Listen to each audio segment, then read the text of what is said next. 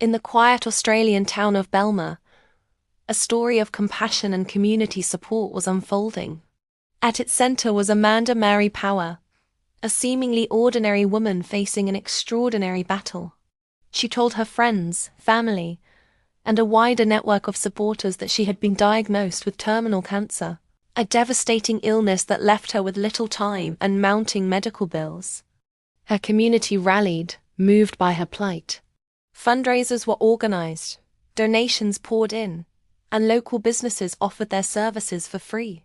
People opened their hearts and their wallets, believing they were helping a woman in her darkest hour. The narrative was compelling. Amanda shared detailed updates about her treatments, her supposed side effects, and her emotional struggles. She spoke of various forms of cancer, from ovarian to uterine, creating a complex and tragic medical history.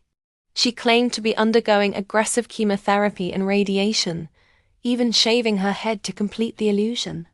Her story was so convincing that she received over 60,000 Australian dollars in cash, goods, and services.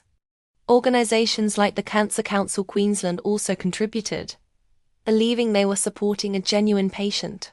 Her deception was meticulous, preying on the very best of human nature, empathy and generosity. But beneath the surface of this heart-wrenching tale, inconsistencies began to emerge. A private investigator, hired by a suspicious party, started digging into Amanda's claims. The medical records didn't add up. The hospitals she mentioned had no record of her treatments. The specialists she claimed to see didn't exist or had never heard of her. The elaborate web of lies she had so carefully woven started to unravel. The investigation revealed a shocking truth. There was no cancer. There never had been. The entire story was a fabrication, a calculated scheme to defraud those who had offered her nothing but kindness. The revelation sent shockwaves through the community. The people who had organized bake sales, donated their hard-earned money, and offered emotional support were left feeling betrayed and heartbroken. The story shifted from a tale of tragic illness to one of cold, calculated fraud. The case went to court, where the full extent of her deception was laid bare. Amanda Maree Power faced the consequences of her actions, pleading guilty to nearly 80 charges of fraud. The evidence was overwhelming, painting a picture of a woman who exploited the goodwill of others for her own financial gain over several years. In the end, justice was served.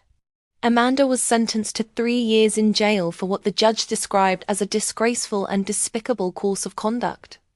She was also ordered to pay back every cent she had fraudulently obtained, a total of over $61,000 in restitution. The case of Amanda Maree Power serves as a sobering reminder of the dark side of deception. It highlights the profound damage that can be inflicted not just financially, but emotionally, eroding the trust that holds communities together. It's a story of profound betrayal, where the deepest human kindness was met with the most cynical of lies. Thank you for watching. Please consider subscribing and joining our community.